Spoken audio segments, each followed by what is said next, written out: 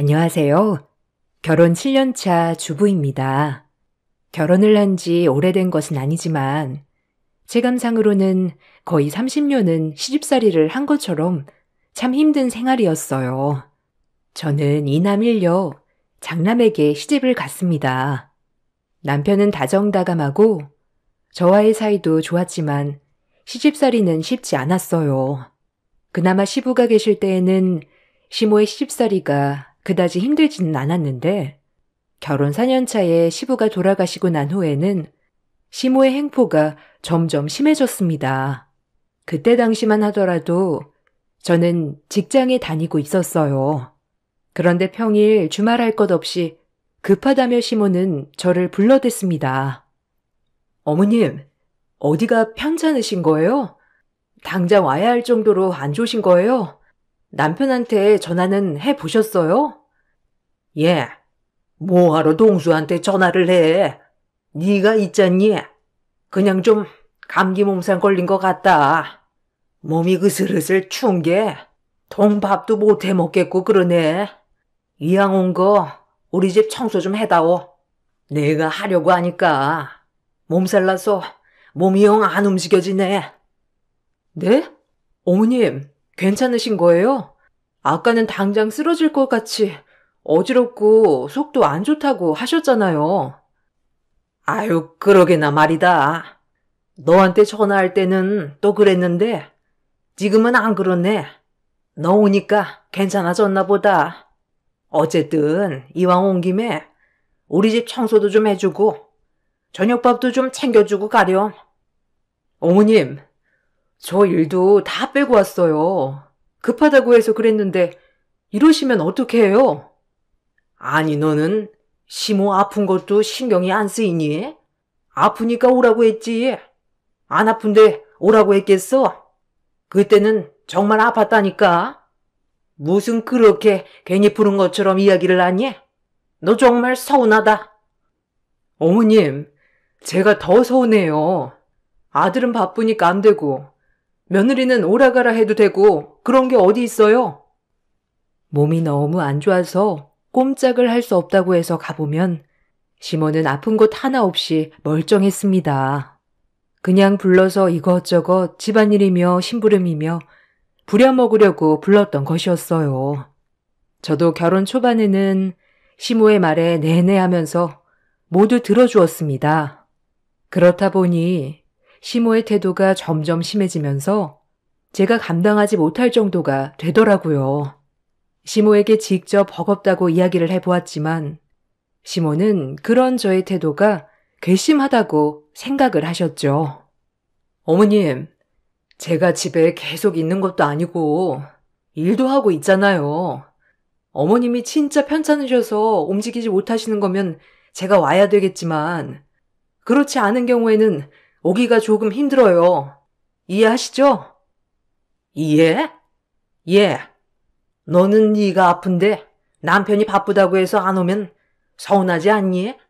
나도 마찬가지다. 내 몸이 아픈데 바쁘다고 안 오면 서운하지 않겠니? 그러니 그런 건 내가 아니라 네가 이해를 해야지. 알겠어요, 어머님. 근데 저는 바쁘니까 앞으로는 동수 씨한테로 전화를 해주세요. 아니, 동수는 일이 바쁘잖아. 걔는 가정을 책임지는 가장인데 어떻게 함부로 전화를 하니? 그냥 네가 받아서 오면 되잖아. 너는 무슨 밖에서 몇 푼이나 번다고 일을 빼면 안 되느니 어쩌느니 하는 거냐? 다른 며느리들도 다 이러고 산다. 너만 이렇게 하는 거 아니야. 내가 얼마나 너를 봐주고 있는 줄 아니? 그거 고마울 줄은 모르고 뭐라고? 바쁘니까 오기 힘든 거 이해하라고? 아니, 나는 이해 못한다. 어머님, 저도 일이 바빠요. 저도 중요한 일이고요. 그건 아들이든 며느리든 다 똑같아요. 똑같은 게 어디 있니? 우리 동수 일은 몸도 쓰고 머리도 쓰고 힘든 일이잖니. 근데 너는 따뜻한 사무실에서 컴퓨터만 하고 있는데 뭐가 힘들고 어려워? 그건 다 핑계다. 거기다가 넌 맏며느리인데 이 정도는 해야 며느리 둘이 제대로 한다고 말은 해보지 않겠어? 어머님, 저만큼 하는 사람이 어디 있다고 그러세요? 계속 이렇게 하시면 저도 그냥 다 놓겠습니다.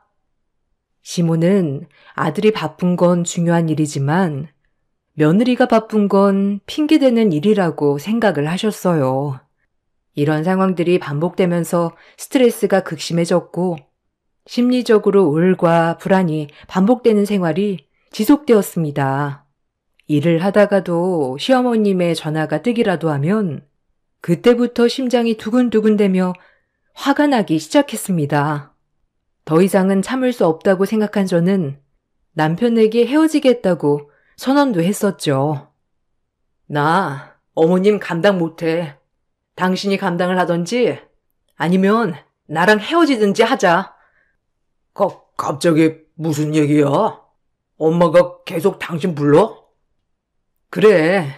당신 일은 세상 중요한 일인데 내 일은 아무나 할 수 있는 흔한 일이라 생각하시잖아.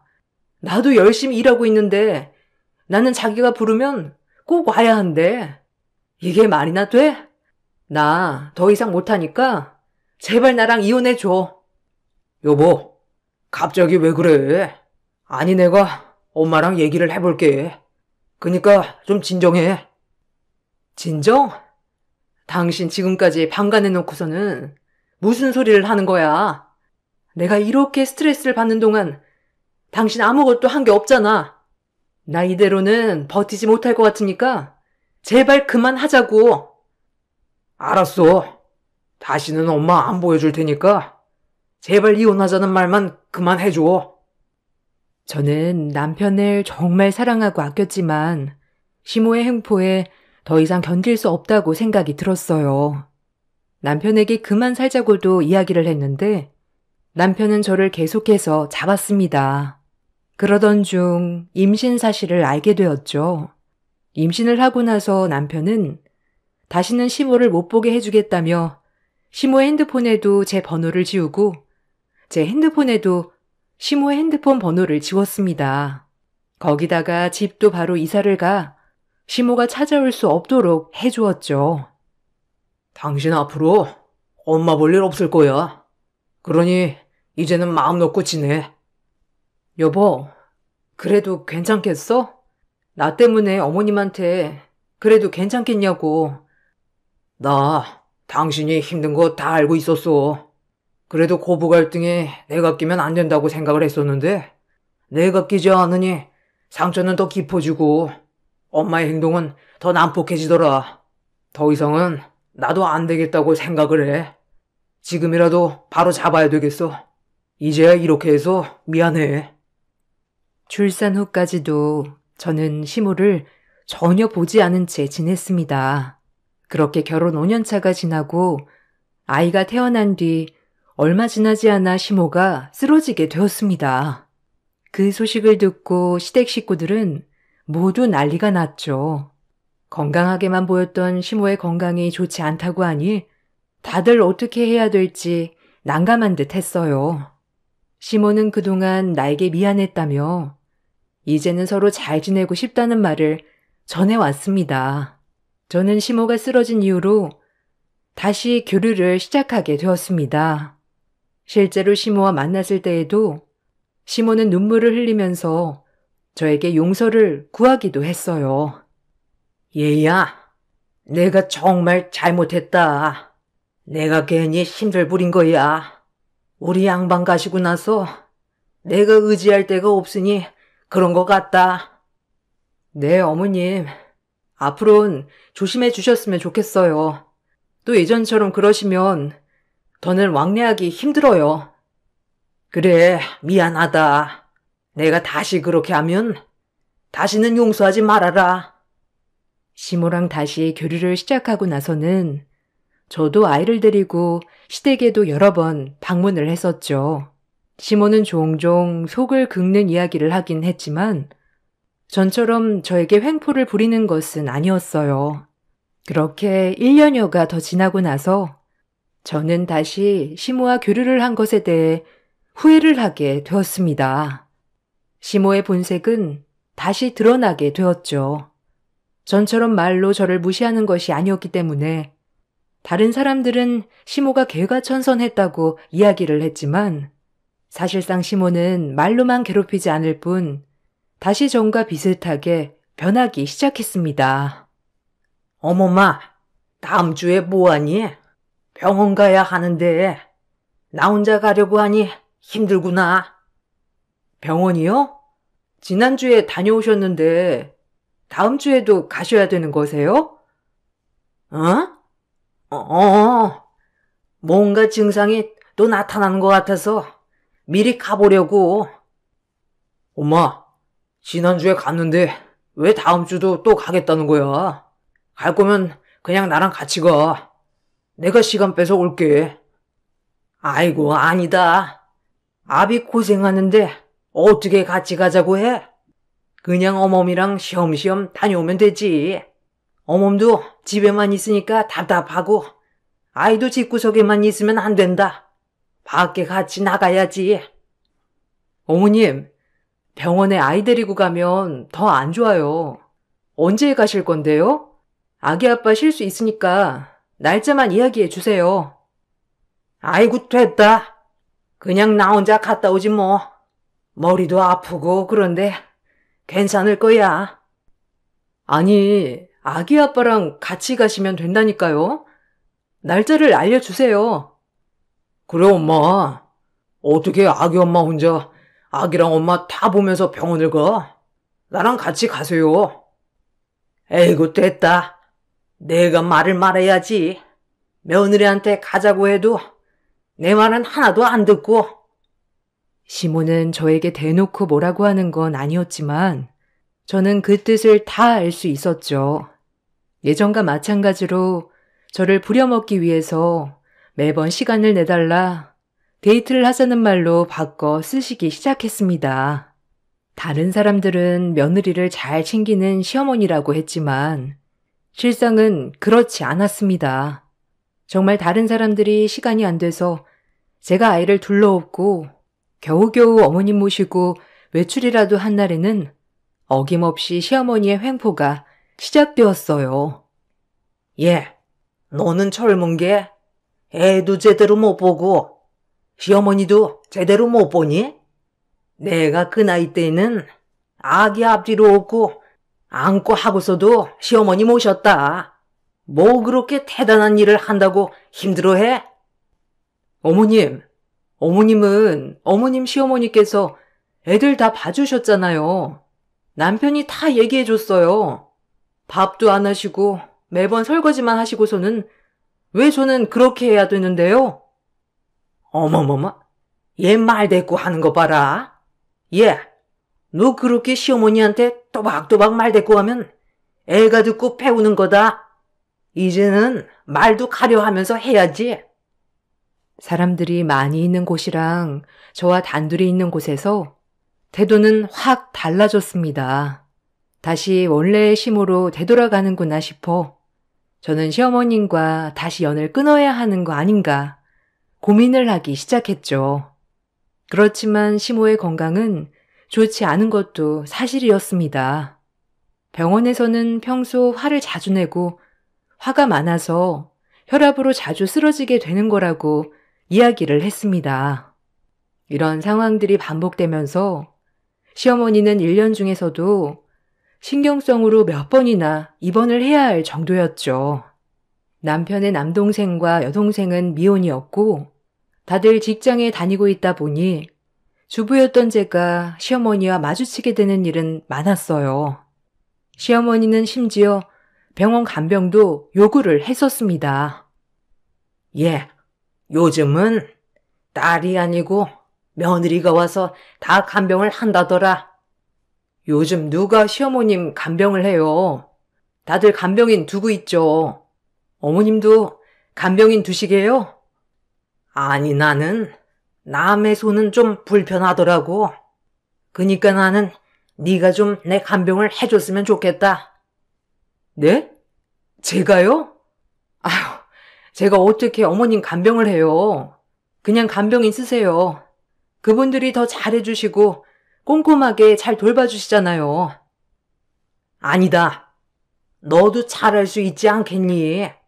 거기다가 앞으로 내가 아프면 네가 신경 써야 할 텐데 서툴더라도 네가 지금부터 해봐야지. 아니요.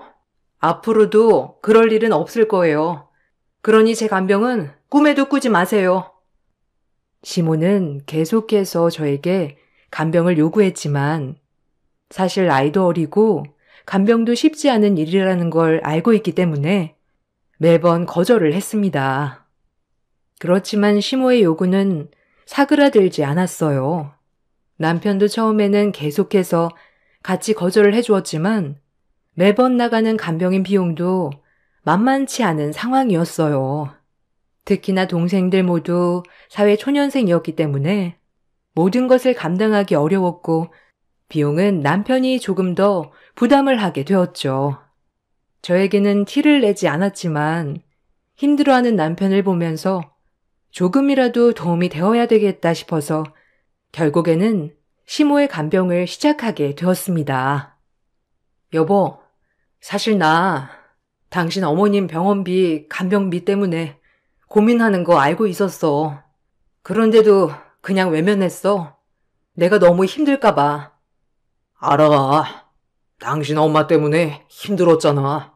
지금도 엄마가 아프니까 어쩔 수 없이 받아준 거고. 그거에 대해서 정말 고마워. 지금은 신경 쓰지 않아도 괜찮아. 비용은 어떻게든 마련하고 있으니까 당신이 신경 안 써도 돼. 어떻게 신경을 안 써?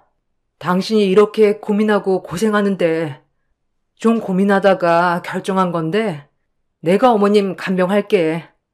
아이도 이제는 어린이집도 가니까 낮 시간대는 내가 있을 수 있을 것 같아. 당신 그래도 괜찮겠어? 엄마랑 둘이 있는 건 더 힘들어하지 않았어? 무리하지 않아도 돼. 동생들도 같이 간병할 거니까. 어떻게 일 다니고 있는 사람들한테 간병을 하라고 하겠어. 그냥 내가 할게. 대신 집안일은 좀 부족해질 수 있으니 이해할 수 있지? 당연하지. 여보, 정말 고마워. 내가 정말 복 받았나 보다. 당신 마음이 이렇게 넓으니까 정말 고마워. 내가 잘할게. 남편에게 어머님 간병을 하겠다고 처음 이야기를 했을 때 남편은 정말 다행이라는 얼굴을 하고 저를 보았어요. 사실 계속해서 어머님 간병 비용에 대해서 고민을 많이 해왔었고 그걸 알고 있었던 저는 외면할 수 없었죠. 저는 꾹 참고 남편을 위해서, 가족을 위해서 감당하기로 결심을 했습니다. 역시나 시모는 저에게 요구하는 것들이 많았습니다. 1년에 몇 번씩 입원을 하면서 기력을 되찾고 다시 입원을 하고 반복을 했어요. 그때마다 병실밥이 맛이 없다면서 밥을 직접 해서 오라고도 이야기를 하셨죠. 어미야. 남 병원에서 먹는 밥이 너무 맛이 없다. 이렇게 병실밥만 먹다가는 아프지 않은 몸도 더 아플 것 같아. 그러니까 네가 집에 가서 점심이랑 저녁밥 좀 해와라. 그 정도는 할 수 있지? 어머님, 밥까지 하는 건 무리예요. 아무리 그래도 매번 반찬이나 이런 것도 다 해야 하는데 그냥 병원밥 드세요. 그게 힘드시면 반찬 가게에서 드실 만한 거 사올게요. 병원밥을 벌써 몇 년 동안 먹었니? 거기다가 반찬 가게도 맛있는데 찾기가 쉽지 않잖니? 그냥 네가 내 입맛 아니까 쓱쓱 쉬면서 하나씩 만들면 되지. 뭐가 힘들다고 그래? 여러 개 할 필요도 없고 몇 가지만 해서 가지고 오면 된다. 집에서도 해먹는 걸 조금씩 덜어서 와도 되고. 아휴, 어머님, 반찬은 못 해와요. 말로는 대충 싸우면 된다지만 그게 어디 쉽나요? 그냥 병원밥으로 드세요. 아니 내가 뜨신 밥 먹고 금방 기운 차린다니까. 왜 안 된다는 거야? 그럼 그냥 병원에서 쭉 있는 게 좋다는 거야? 시모는 제가 해온 밥이 아니면 밥을 먹지 않겠다는 이야기도 하셨죠. 정말 마음 같아서는 간병도 그만두고 싶었지만 남편이 저를 위해서 매번 집안일도 깔끔하게 해두는 것을 보고서는 그래, 이 정도면 몇 번 하고 말겠다 생각이 들기도 했습니다. 그래서 반찬 몇 가지를 싸고 가게 되었어요. 처음 몇 번은 반찬을 싸우자 좋아하셨던 시모는 점점 바라는 것이 당연하게 많아졌어요. 예, 다음에는 장아찌 좀 여러 개 가지고 와라. 이건 맛있긴 한데 매번 먹으니까 지겹구나. 좀 다른 걸로 바꿔가면서 가지고 와야지. 어머님, 이거는 다른 반찬이에요. 다른 거 드시고 싶으신 거 있으면 그걸로 가지고 올게요. 아니, 장아찌뿐만 아니라 버섯도 볶고 멸치도 볶고 하면 되지 않니? 그거 볶는데 오래 걸리는 것도 아니고 후딱 하면 2-5시간이면 다 만들잖니? 손이 느리니까 이런 것도 다 귀찮고 오래 걸리는 거다. 해봐야 또 느니까 그냥 이번에 요리 실력 는다 생각하고 한번 쭉 해봐. 반찬 3-4가지와 함께 밥, 국을 해가면서도 좋은 소리 한 번을 못 들으니 참 기운이 빠지기도 하더라고요. 그래도 남편도 엄마가 아프시다 보니 많이 신경을 쓰고 이래저래 저도 신경을 써주고 있어서 저는 꾹 참고 열심히 간병을 했습니다. 어느 날 시어머니는 시댁 식구들이 다 같이 와서 병실에서 밥을 먹자며 반찬을 좀 넉넉하게 싸우라고 하시더라고요. 어미야, 내일 네 시동생들 온다고 하니까 반찬 좀 넉넉하게 싸와서 여기서 좀 먹자. 밖에 나가서 먹으면 좋겠지만 내가 그럴 수 없잖니. 여기서요? 아니, 여기 좀 좁지 않을까요? 어머님만 드시고 여기서는 간단하게 차 마시는 게 나아요. 아유, 언제 가족들끼리 밥을 먹어보겠니? 내가 이렇게 병원에만 있는데 그냥 내일은 좀 넉넉히 싸와라.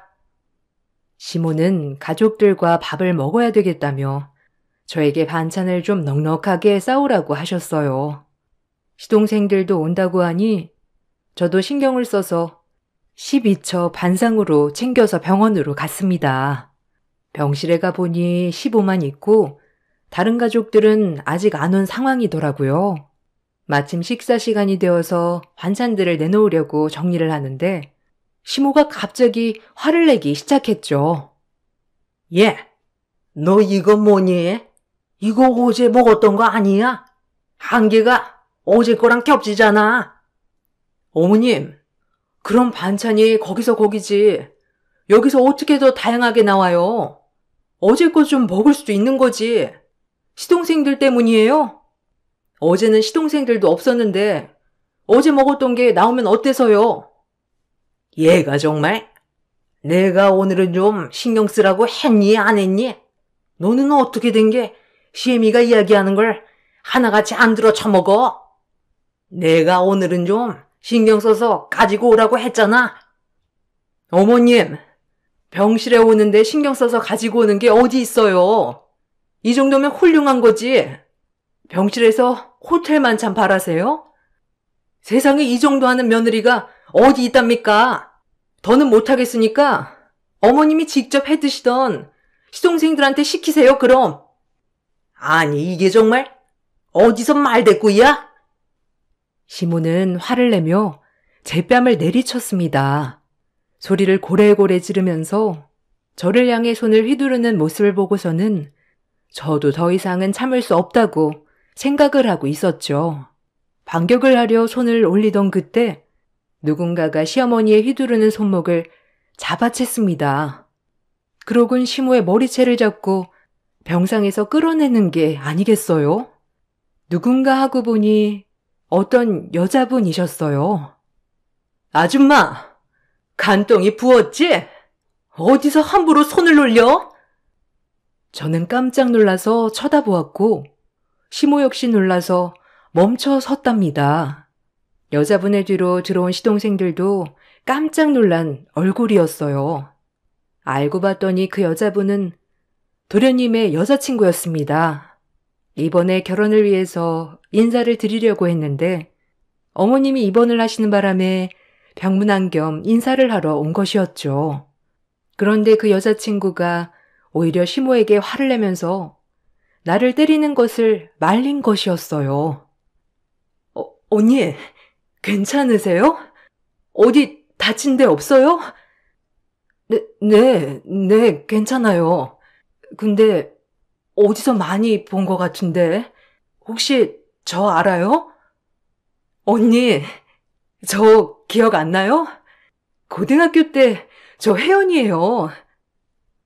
혜연이? 어머, 혹시 1학년 혜연이 말하는 거야? 네. 언니, 정말 오랜만이죠. 언니한테 깜짝 서프라이즈로 놀래주려고 한 건데 상황이 이렇게 되었네요. 어디선가 많이 본 듯한 얼굴을 하고 있었던 예비동서는 바로 제 고등학교 후배였습니다. 1살 어린 후배였던 예비동서는 타지에서 전학을 와 친한 친구가 한 명도 없었던 상황이었어요.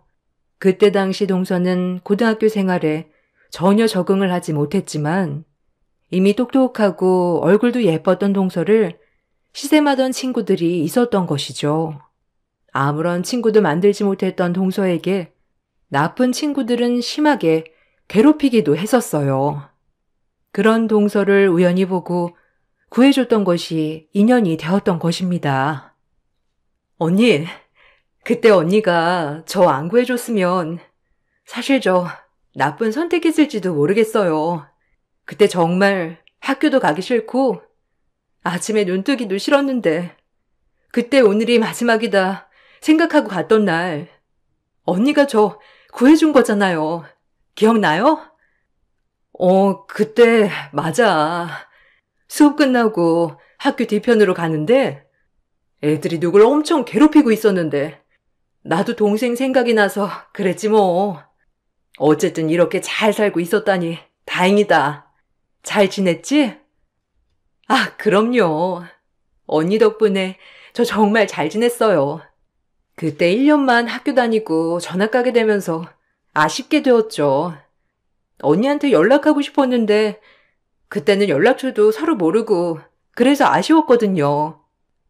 아, 그러게. 매번 쉬는 시간마다 우리 같이 만나서 이야기도 나누고 그랬는데 어떻게 서로 전화번호도 모르고 그랬지? 이메일 주소라도 알아둘 걸 그랬나 보다.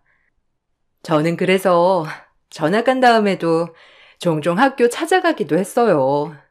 근데 언니가 고3이라 만나기 쉽지 않더라고요. 맞아. 나 그때는 매일 도서관에만 있었거든. 늦은 이야기지만 정말 그때 감사했어요. 언니 덕분에 괴롭히던 친구들도 그날 이후로 저 건드리지도 않았고 쉬는 날에도 언니가 계속 찾아와서 저 진짜 힘 많이 됐거든요. 1년을 그래서 버틸 수 있었던 것 같아요. 정말 감사해요. 아유, 뭘. 너도 이번에 나 구해줬으니 퉁치는 거지 뭐. 예비동서와 이야기를 나누면서 그동안의 시간들을 공유하게 되었어요.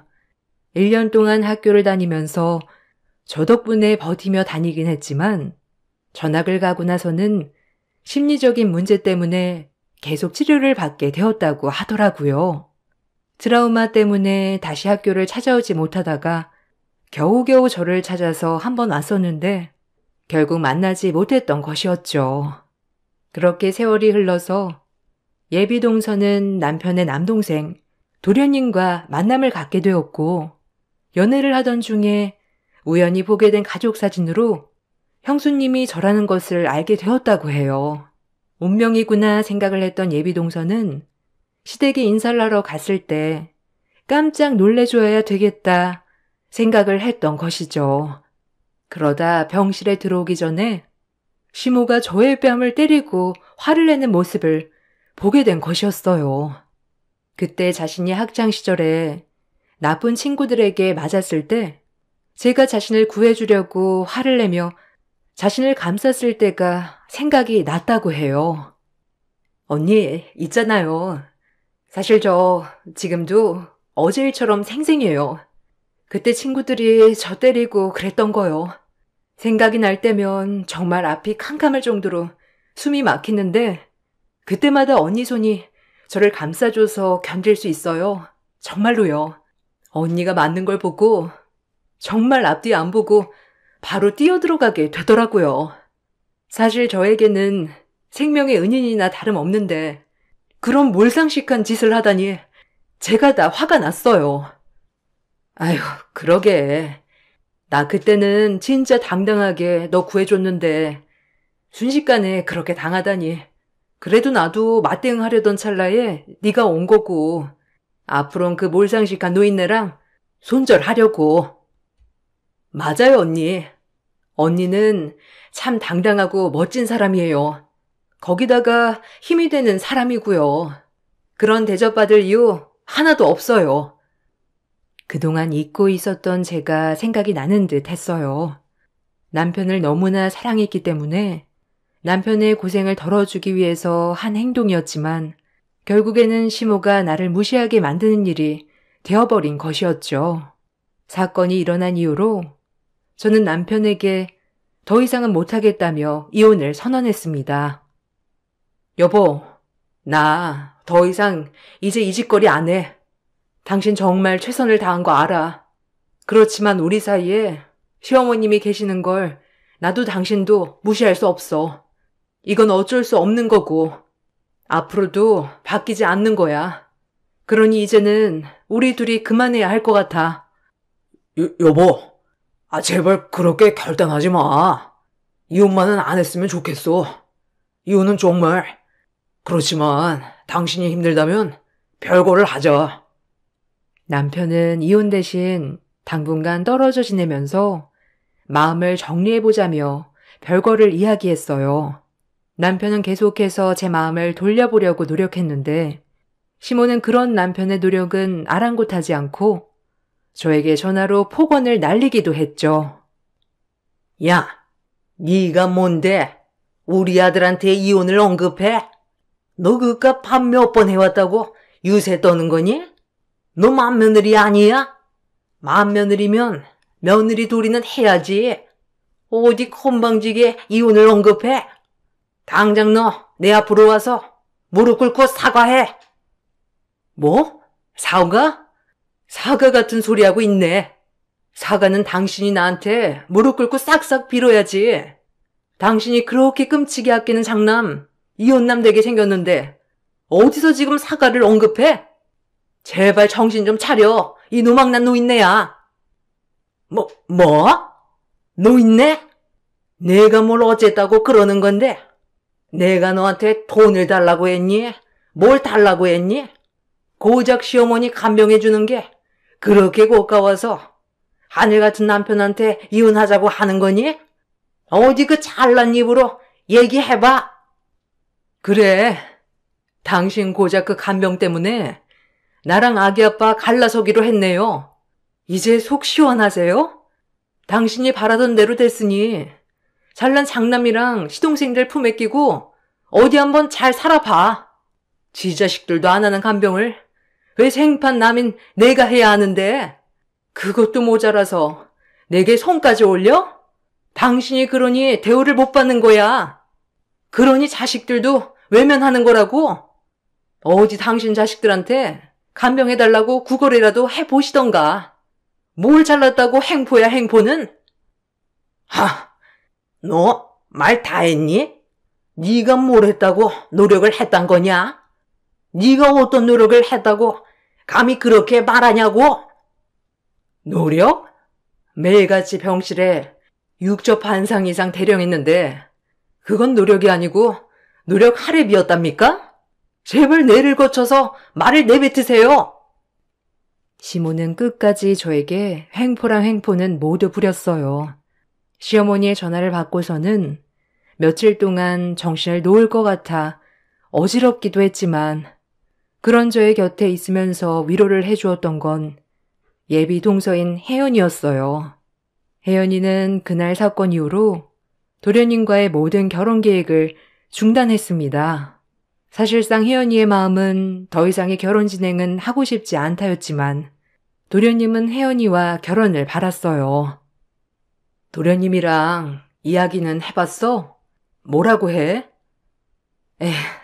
그냥 엄마 상관없이 안 보게 해줄 수 있으니 결혼하자고 하죠. 근데 저는 싫어요.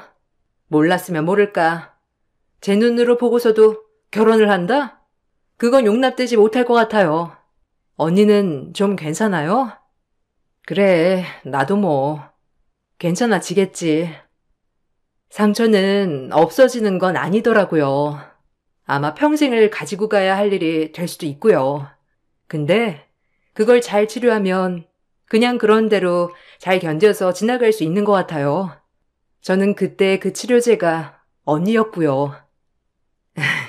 그러니? 그래도 큰 도움이 되었다니 그것만으로도 위로가 되네. 언니가 저 고등학교 때 저 구해준 것처럼 언니도 지금 상황에 제가 도움이 되었으면 좋겠어요. 저는 그 말을 듣고 내 편이 또 하나 생겼다는 것에 안심이 되었어요. 나중에 물어보니 도련님은 예비동서가 아니라면 평생을 결혼하지 않겠다며 선언을 한 모양이더라고요. 거기다가 남편 역시 저와 이혼을 하게 되면 시모를 보지 않고 살겠다고 이야기를 했다고 해요. 그 말을 듣고 나서 시모는 자신의 행동을 되돌아보게 되었는지 어느 날 갑자기 저를 찾아오기도 했습니다. 어미야, 내가 정말 미안하다. 큰애고 작은애고 나랑 연 끊겠다고 하는데 네가 좀 도와주면 안 되겠니? 제가요? 제가 도와드릴 건 없을 것 같네요. 어미야, 내가 너무 못되게 굴어서 미안하다. 저번에 그랬을 때 내가 반성했는데 또 그렇게 해서 많이 화났니? 그때 저한테 사과하시면서 하신 말 기억나세요? 다시 한번 그런다면 용서하지 말라는 말씀이요. 아유, 정말 내가 죽을 죄를 지었다. 너를 무시하려고 한 건 아니었는데 내 욕심이 과했어. 한 번만 용서를 해다오. 우리 아들들 다 나랑 연 끊겠다고 난리인데 한 번만 우리 아들들이랑 이야기 좀 해다오. 저는 더 이상 할 얘기 없어요. 자식들이 그렇게 나오는 건 다 본인 업보겠죠. 그리고 그때 상처 저 안 잊고 있습니다. 저한테 손찌검한 부분에 대해서도 위자료 청구할 테니 그런 줄 아세요. 이렇게 사과하셔도 이미 늦었어요.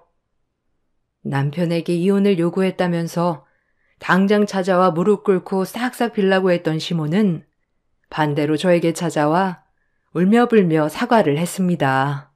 시모의 모습에 조금도 동요되지 않더군요. 이미 이런 상황은 몇 년 전에도 경험한 일이었죠. 결국에는 시모의 행동은 변하지 않을 거라는 것도 알았습니다. 아마 이렇게 사과를 했던 것도 자신의 전부였던 자식들이 모두 등을 돌렸기 때문에 울며 겨자 먹기로 한 사과가 아닐까 생각을 하고 있어요. 예비 동서였던 혜연이와는 다시 친한 언니 동생으로 잘 지내고 있습니다.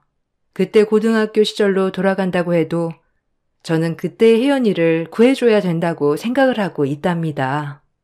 당시에는 단순한 선행이라고 생각을 했던 일이었는데 이렇게 제 삶에 큰 도움이 되었네요.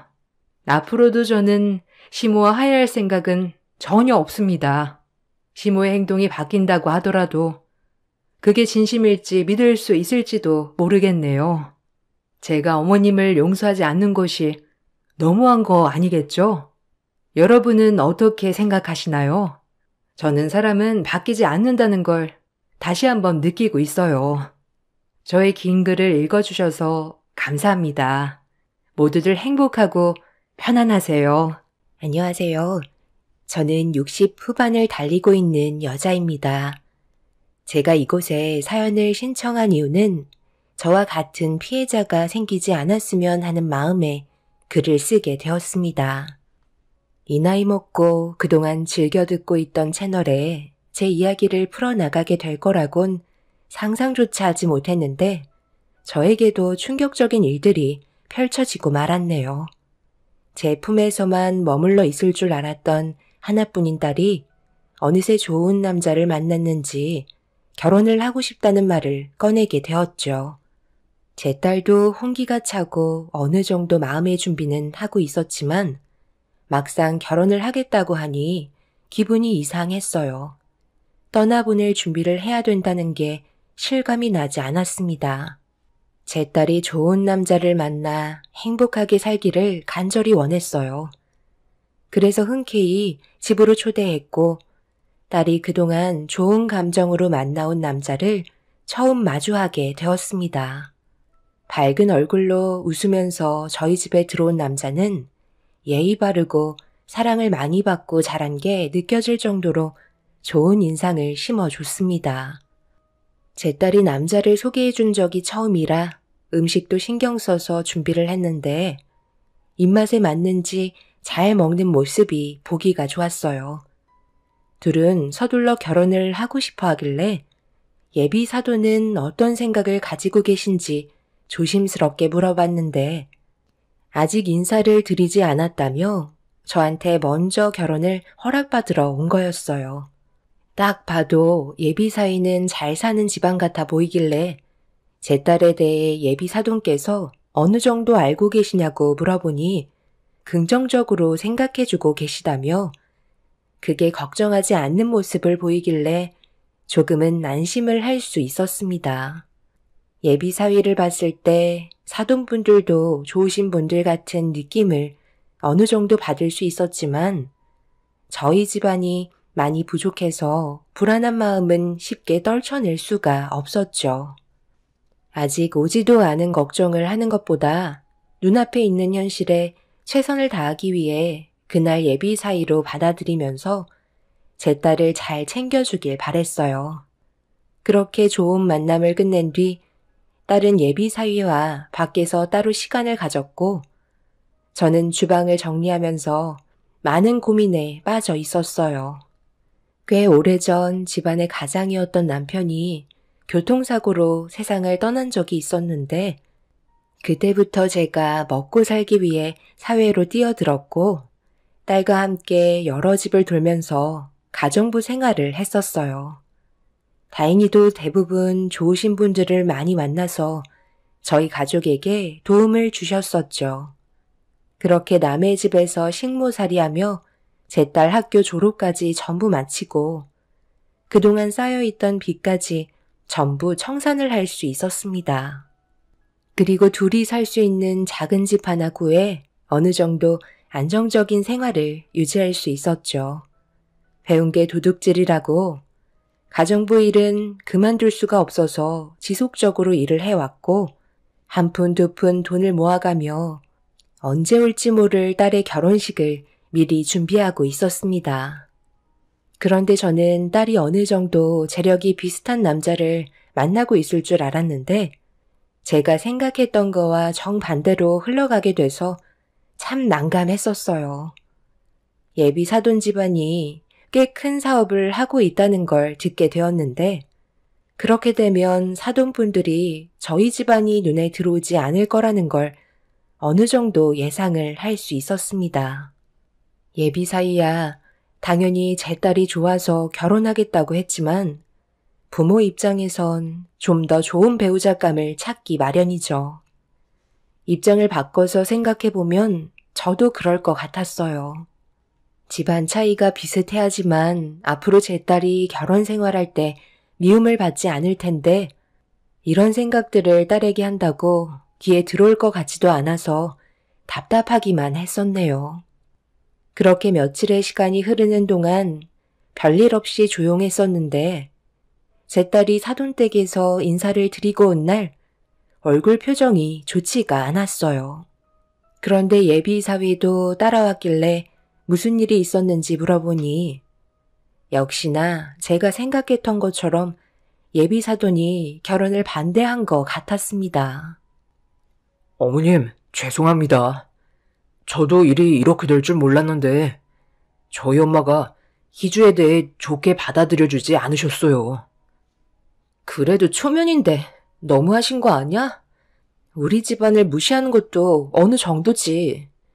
완전 거지 취급하셨잖아. 내가 얼마나 큰 상처를 받았는지 알아?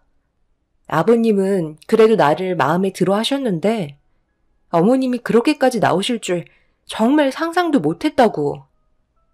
그래서 결혼을 반대하신 거야? 뭐라고 했길래 흥분을 가라앉히지 못하는 건데? 자네가 내가 알아들을 수 있게 설명을 해줄 수 있겠나? 우리 집안이 보다시피 가진 게 많이 없어서 좋은 시선으로 봐주지 않을 것 같았는데 재산 문제 때문이지? 그 문제 때문에 저희 엄마와 제가 한바탕 하고 나오는 길이에요. 아버지는 돈보다 사람 인성이 중요한 거라고 희주를 며느리로 받아들여주고 싶어 하셨는데 엄마가 너무 강하게 반대를 하셔서 지금 조율이 되지 않고 있어요. 이런 모습 보여드리고 싶지 않았는데 제가 생각했던 거와 다르게 흘러가서 저도 지금 많이 당황스럽네요. 시어머니가 뭐라고 하셨는지 알아?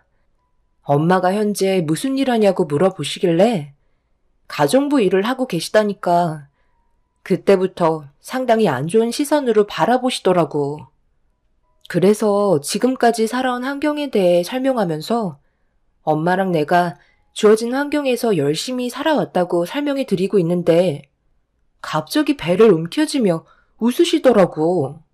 누구는 열심히 안 살았냐고 그러면서 가정부 일하던 사람들은 손버릇이 안 좋다면서 집안 망신시키고 싶지 않다고 결혼을 반대하셨어. 어머님, 저희 엄마가 말이 좀 심하시기는 했는데요. 그렇다고 그 말이 전부 진심은 아니었을 거예요. 제가 지금까지 알고 있던 엄마의 모습이 아니었어요. 희주가 마음에 차지 않았다고 해도 저희 아버지께서 결혼 허락하셨으니 너무 걱정하지 마세요. 제가 어머님 걱정하시지 않게 잘 마무리해서 좋은 소식 들려드리도록 하겠습니다. 제 예상은 빗나가지 않았어요. 저 혼자 딸을 키우면서 가정부 일을 하고 있다는 걸 마음에 들어하지 않을 것 같았는데 안사돈이 넘어가지 않았다는 건 저희 집안 자체를 싫어하는 거였습니다.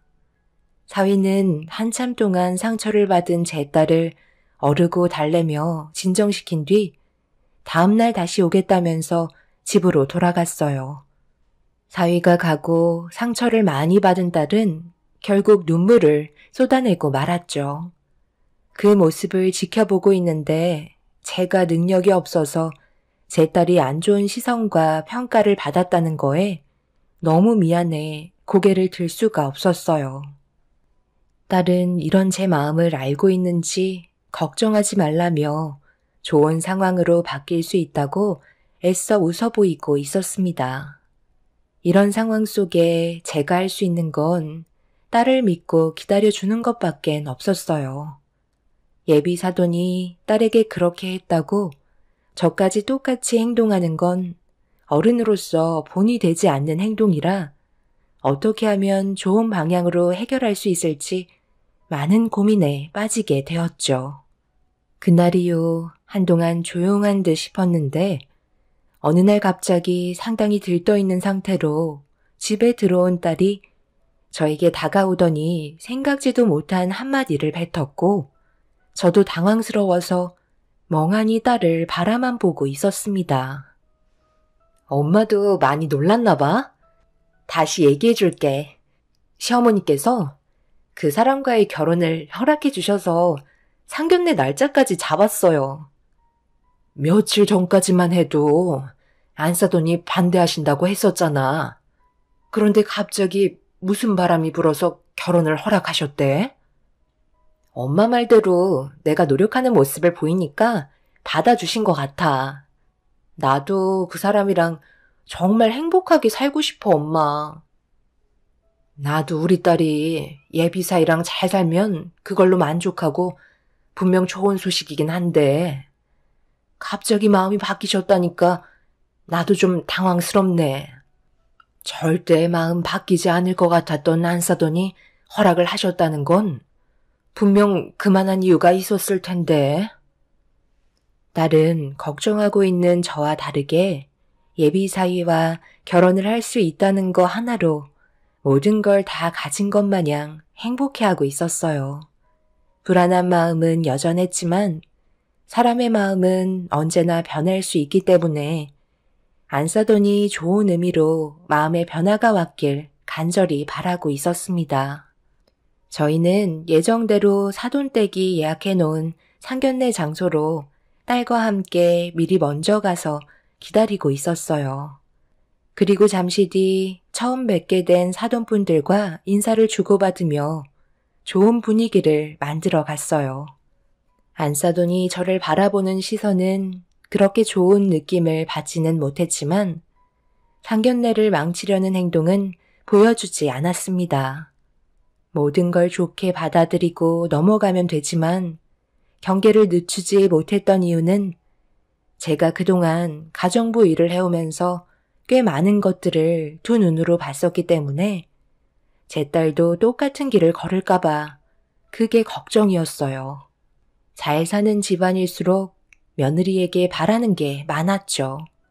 그래서 사돈분들의 대화를 어느 정도 받쳐주면서 분위기를 살필 수밖에 없었습니다.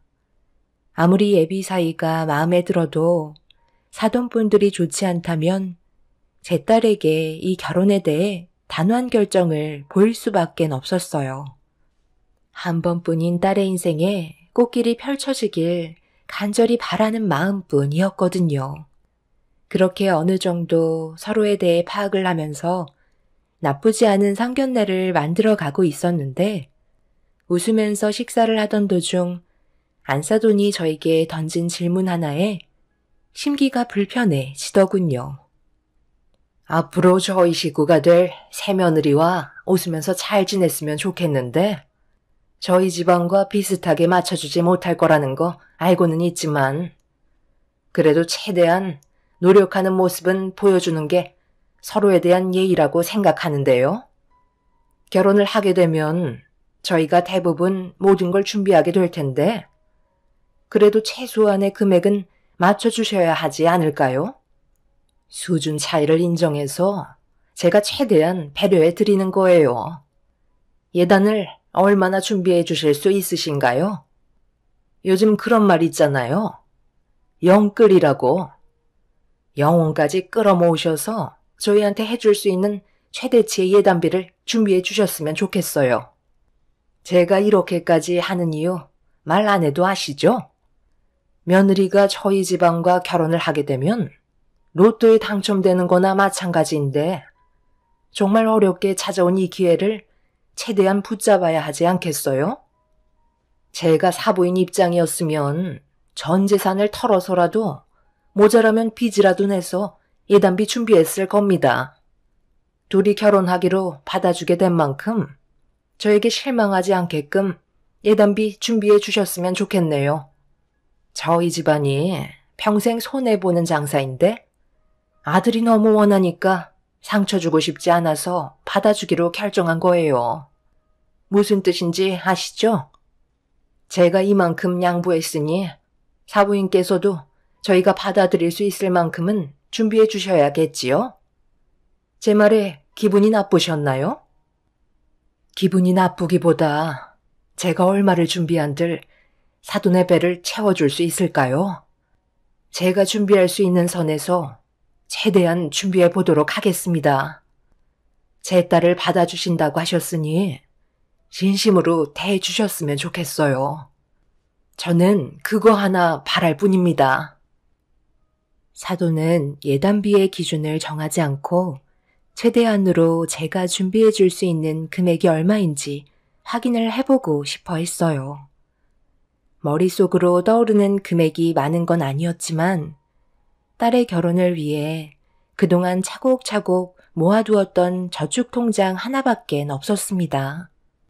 저희 집안이 할 수 있는 능력껏 준비하면 될 거라 생각했었어요. 사돈댁 집안이야 워낙 잘 살기 때문에 돈에 대한 기준을 크게 정하지 않았어요. 저희 집안에 대한 배려라며 부담을 주고 싶지 않다고 말했지만 저는 오히려 그런 부분들이 사부인에게 실망을 하고 말았어요.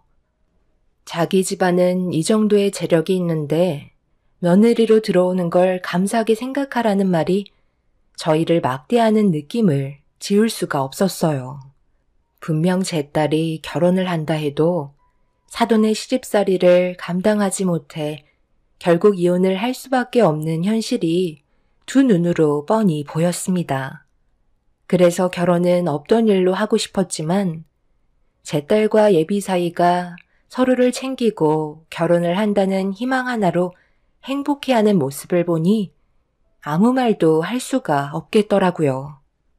그렇게 정신없고 많은 생각을 하게 된 상견례를 마무리한 뒤에 집으로 돌아와서 딸과 진지하게 대화를 주고받았어요. 여전히 예비 사위와 결혼에 대해 긍정적인 모습을 보여주고 있었고 결혼식이 하루빨리 오길 기다리는 딸은 크게 걱정이 없어 보였어요. 이 결혼 꼭 해야 되겠니? 엄마가 아무리 생각해봐도 너한테 불이익이 갈 것 같아 너무 걱정이 돼서 그래. 엄마, 너무 예민하게 생각하지 마요. 시어머니께서 나를 딸처럼 대해주시겠다고 했다니까. 그리고 어차피 민태 오빠랑 분가하면 특별한 날 빼곤 얼굴 볼 일도 없잖아. 엄마가 불안해하는 거 내가 모르는 거 아닌데 나도 그 사람 믿고 결혼 결심한 거예요. 오빠랑 나랑 둘만 좋으면 되는 거고 내가 결혼 생활하는데 힘들어하면 오빠는 얼굴 안 볼 생각까지 하고 있는걸? 그런 행동들이 오히려 역효과가 날 수 있는 거야. 둘이 좋아서 하는 결혼이지만 주변의 영향도 무시 못하는 거라고. 엄마가 그동안 꽤 오래 가정부 일을 해왔었고 지금은 한 곳에 정착해서 거의 20년 가까이 남의 집 일을 도와주고 있잖아. 내가 이런 경우 수도 없이 봐왔는데 결국 그 끝은 좋은 결말이 아니었어. 대부분 이혼하고 정신적인 고통만 남아있을 뿐이야. 엄마 말 들어서 나쁠 거 없잖아. 민태랑 헤어지는 건 잠깐 힘들 수 있어. 하지만 결혼은 인생이 달린 문제야. 엄마는 네가 행복했으면 한다. 둘 다 콩깍지가 씌어서 내 말이 귀에 안 들어가겠지만 신중할 필요가 있다는 거야. 딸은 제 말을 흘리지 않고 진지하게 귀담아 듣고 있었어요. 지금까지 단 한 번도 내 말을 거르지 않았기 때문에 이번에도 제 의견을 따라주길 바랐었습니다. 딸은 생각 좀 해보겠다며 시간을 달라고 하길래 침착하게 기다려 주었습니다. 그렇게 며칠 동안 딸은 예비 사위와 많은 대화를 주고받으며 제가 걱정하고 있는 부분들도 꺼내면서 오랜 시간 전화기를 붙잡고 있었어요. 그만큼 둘은 간절해 보였지만 사돈이 상견례 때 보였던 행동과 말투는 분명 제 딸을 불행하게 만들 충분한 근거가 되었습니다. 하지만 제 딸과 사위의 관계가 생각했던 것보다 끈끈했고 헤어질 수 없다는 결론을 내리게 되었어요. 어쩔 수 없이 둘의 결정을 존중해 주었고 제가 가진 재산으로 딸의 결혼식을 준비하는데 모르는 번호로 전화가 왔어요. 아무 생각 없이 받았는데 사부인의 전화였고 저와 단둘이 만나자는 말을 꺼냈습니다. 내가 왜 보자고 하는지 대충 얘기 드렸죠? 며칠 시간 드렸는데 그동안 자금 준비는 전부 끝내셨나요? 아들 가지고 장사하시냐 하실 텐데 저희가 무조건 손해보면서 장가 보낼 수는 없잖아요. 준비하신 자금 좀 확인해 봅시다. 지금까지 제 딸이 결혼할 때 주려고 만든 자금입니다. 생활비 빼고 전부 다 저금했고 보시면 통장에 1억 찍혀 있습니다. 아니, 잠깐만요. 방금 뭐라고 하셨어요? 1억이요? 통장 줘보세요. 사돈, 그렇게 안 받는데? 설마 지금 이 돈 가지고 제 아들과 결혼시키겠다는 건 아니죠? 어떻게 여태까지 살면서 모은 돈이 1억밖에 안 된다는 거예요? 이 정도 예단비로 누구 코에 붙이겠어요? 저희 집안을 무시하는 것도 아니고 정말 좋게 받으리려 했는데 이 사람들이 아주 날로 먹으려 드네. 그렇잖아도 이 문제로 제가 이 결혼은 힘들 것 같다고 진지하게 대화를 했었습니다. 그래서 둘이 진지하게 대화를 했었는데 결과적으로 결혼을 하겠다고 결정을 내렸어요.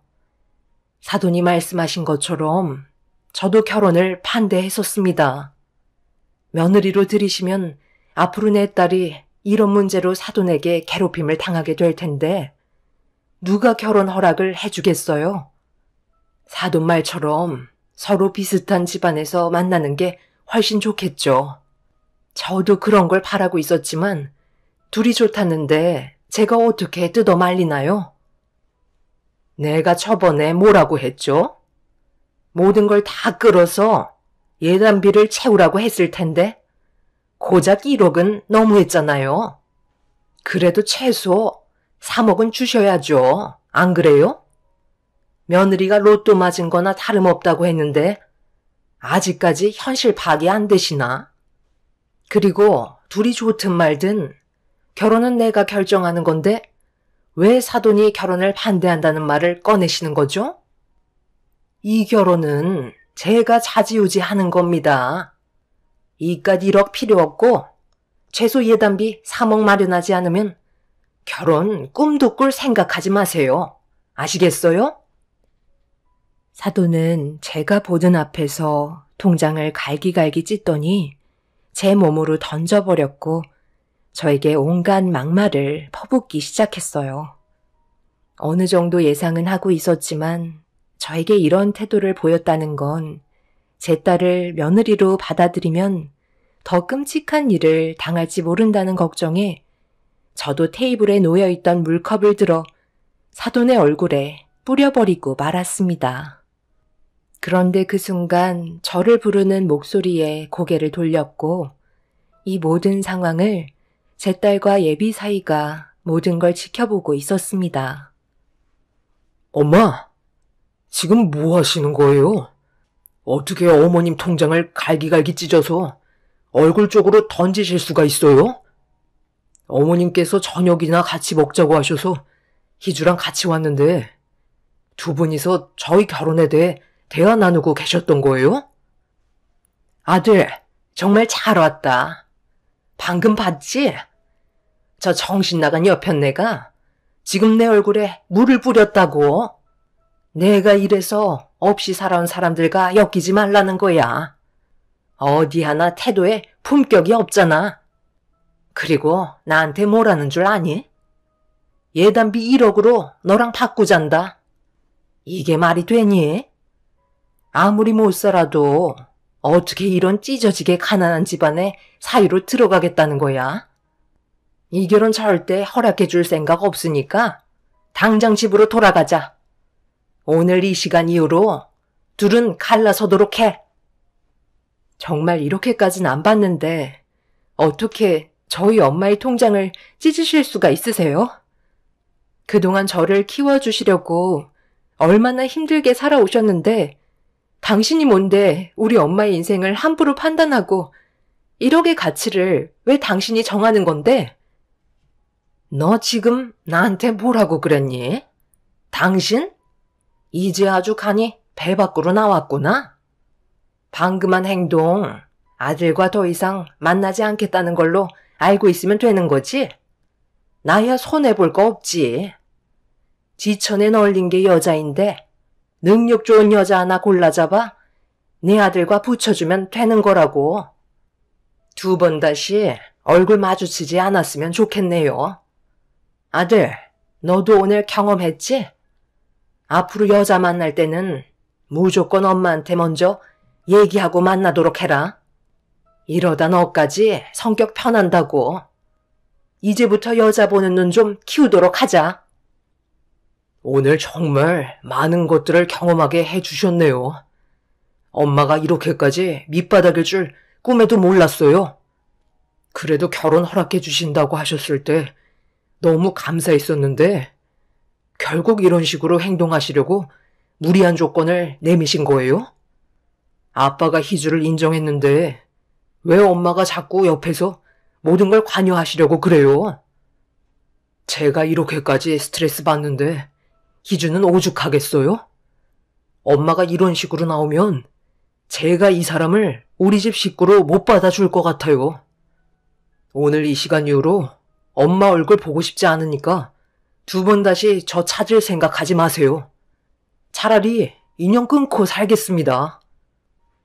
너 지금 결혼 안 시켜줬다고 엄마한테 떼쓰는 거야? 저딴 거지 집안이 뭐가 좋다고 이렇게까지 하는 건데. 남의 집 식모살이 하면서 살아왔던 집안이라고. 혹시 아니? 1억이 남의 집에 돌아다니면서 금품 훔쳐서 만든 걸 수도 있다고. 사돈은 해선 안 될 말을 입 밖으로 꺼내고 말았어요. 저는 그 말을 듣는 순간 화가 머리끝까지 차올라 사돈 쪽에 있던 물컵을 들어 또다시 얼굴에 물을 뿌려 버렸고, 제 딸도 예비사이에게 더 이상은 힘들 것 같다면서 서 있기조차 힘들어하는 저를 부추기며 건물 밖으로 빠져나왔네요. 사돈은 저를 가만두지 않겠다며 자기를 잘못 건드렸다고 이성을 잃은 상태로 난리를 치고 있었습니다. 결국 제 딸과 예비사위는 파혼을 하게 되었고, 그날 이후 더는 인연을 만들지 않았습니다. 제 딸은 집에 들어와 예비사위의 전화를 받으면서 한참 동안 대화를 주고받더니 미안하다는 딸의 말을 끝으로 전화를 끊었어요. 몇 번이나 저희 집에 찾아온 예비사위는 제 딸의 얼굴을 보고 싶어 했지만 만나주지 않았습니다. 그렇게 시간이 흘러 제 딸도 어느 정도 현실을 받아들이고 마음을 진정시키며 정상적인 생활을 하고 있었어요. 저도 어느 정도 여러 가지 고민들 때문에 상담을 받으려고 어느 건물 꼭대기에 있는 최상부층에서 사람을 만나기 위해 기다리면서 대기 의자에 앉아 고개를 떨군 채 많은 생각에 빠져 있었는데, 갑자기 누군가 제 머리채를 잡아 흔들기 시작했어요. 너 잘 만났다. 여기가 어디라고 오는 거야? 당신 집안 때문에 우리 집안이 지금 어떤 상황이 됐는 줄 알아? 그리고 여기가 당신 같은 하바리가 올 곳이 아닌데 왜 여기에 있는 거야? 꼴을 보니 건물 청소하려고 온 거야? 내 말 한마디면 여기에서 당장 내쫓기게 만들 수 있어. 내 아들이랑 따로 연락하고 있지? 착했던 내 아들이 성격이 변해서는 나한테 얼마나 많은 상처를 줬는지 알아? 당장 이 건물에서 나가. 그리고 2번 다시 나타나지 마. 그땐 머리채 잡는 걸로 끝나지 않을 거야. 내가 여기 볼 일이 있으니까 온 건데 왜 그쪽이 참견이야? 이거 안 나? 나는 뭐 성격이 없어서 가만히 있는 줄 알아? 지금 내 사무실 앞에서 못들 하시는 겁니까? 당장 그 손 놓지 못해요? 강 집사님, 괜찮으세요? 제가 집에서 보자고 했잖아요. 저는 괜찮아요. 워낙 바쁘셔서 시간이 안 되실 것 같아 제가 직접 찾아왔어요. 저번에도 말씀드렸지만 저도 이제 나이가 있다 보니 많이 힘든 건 사실이에요. 그리고 회장님 댁에 젊은 직원들도 많잖아요. 제가 이제 나올 때가 된 것 같아요. 좀 쉬고 싶기도 하고요. 20년간 회장님 밑에서 도움도 많이 받고 빚도 청산할 수 있게 도와주셨잖아요. 덕분에 제 딸과 잘 살고 있고요. 마음 같아선 회장님 댁에서 사모님과 일손 도와가며 함께하고 싶지만 몸이 더는 따라주지 않는 것 같아요. 저희와 함께한 세월이 1, 2년도 아니고 20년입니다. 그런 가족이나 다름없다고요. 집사람도 강 집사님 나가시는 거 원치 않으세요. 저희 집에 방도 많은데 억지로 나가셔서 살고 계신 거잖아요. 희주랑 다시 들어와서 지내도 아무도 뭐라 할 사람 없어요. 저희 집사람 말동무나 해주시면서 옆에만 있어 주세요. 이대로 그냥 가시면 저희가 힘들다고요. 회장님, 지금 이게 다 무슨 말씀이에요? 저 거지가 회장님 가정부로 일을 해왔다는 말이에요? 지금 말이 너무 심하신 거 아니에요? 방금 뭐라고 하셨어요? 거지요? 제 가족한테 그런 막말을 하신 분과 더 이상 얘기하고 싶지 않으니까 당장 내 건물에서 나가세요. 그리고 제가 방금 두 눈으로 본 행동에 대해서는 법적으로 잘못을 물을 겁니다. 아시겠어요? 이렇게까지 질 떨어지는 사람일 줄 몰랐는데 정말 실망이네요. 박 사장님께 이번 추가 연장 계획은 없던 일로 하겠다고 전달해 주시면 될 것 같네요. 이유는 물어보시면 알아서 제일 상황을 잘 알고 계신 분이 설명해 주시면 될 것 같네요. 강 집사님, 일단 저와 사무실에 들어가서 다시 좀 대화를 나누도록 하시죠. 사돈은 저와 회장님의 관계에 대해서 많은 충격을 받은 듯 입을 다물지 못하고 있었어요. 저는 가정부 일을 하면서 제 딸과 함께 떠돌다가 지금의 회장님을 만나게 되었는데 워낙 좋으신 분들이라 저희 사정을 불쌍히 생각해 주시고 많은 도움을 베풀어 주셨어요. 그래서 고마운 마음에 정말 최선을 다해 회장님 댁에서 일을 해왔습니다. 그렇게 살다 보니 어느새 20년이라는 세월이 흘러버렸고 저는 일하는 가정부가 아닌 회장님 집안의 가족이나 마찬가지인 관계가 되어버렸죠. 그런데 저도 나이가 있는지라 몸이 여기저기가 망가지는 걸 느끼게 되자 피해를 주고 싶지 않아 회장님 댁에서 나오게 된 거였어요. 가끔 왔다 갔다 하면서 일손을 도와주긴 했지만 떨어져서 지내는 건 제가 없을 때의 삶에 적응하시라고 그렇게 했던 거였어요. 모든 살림을 제가 전부 다 알고 있기 때문에 저에게 의지하시는 부분들이 많으셨는데 새로 들어온 가정부 직원들에게도 인수인계가 끝난 상태라 그분들에게 믿고 맡길 수 있게 상황 조절이 필요했습니다. 회장님과 사모님은 반대를 하셨지만 아무리 가족이라고 얘기하셔도 몸이 말을 듣지 않고 병이 생기기 시작하면 피를 나눈 사이가 아니기 때문에 분명 짐스럽게 느껴질 수 있을 것 같아 제 딸과 나오게 된 거였네요. 이런 사실을 전혀 모르고 있던 사돈은 저와 회장님의 관계에 상당한 충격을 받았는지 입을 다물지 못했고 현실을 부정하고 있었습니다. 사돈은 회장님과 일적으로 계약이 있어서 찾아온 것 같았는데 저에게 했던 행동 때문에 돌이킬 수 없는 결과를 가져오고 말았어요. 사돈은 추가 연장 계약을 하지 못하면 집안이 무너질 수도 있다며 사정사정했지만 이미 회장님은 사돈의 행동으로 마음이 떠난 상태였습니다. 결국 그날 이후 사돈은 저희 집에까지 찾아와 무릎을 꿇으면서 회장님과 한 번만 면담할 수 있는 기회를 가질 수 있게 해달라며 손이 발휘되도록 저에게 빌고 있었네요. 이미 저희 가족이 받은 상처들은 뼛속 깊숙이 남아있는 상태였기 때문에 사돈의 부탁을 들어줄 수가 없었습니다. 사돈은 자기 아들도 어디로 갔는지 연락도 받지 않고 계약까지 성사시키지 못하면 집에서도 쫓겨나게 생겼다면서 한 번만 살려달라고 땅을 치며 오열을 하고 있었네요. 사람 사는 인생 빈부격차가 심하다 하지만 그렇다고 그 사람의 모든 걸 짓밟는 행동은 분명 잘못됐다고 생각해요.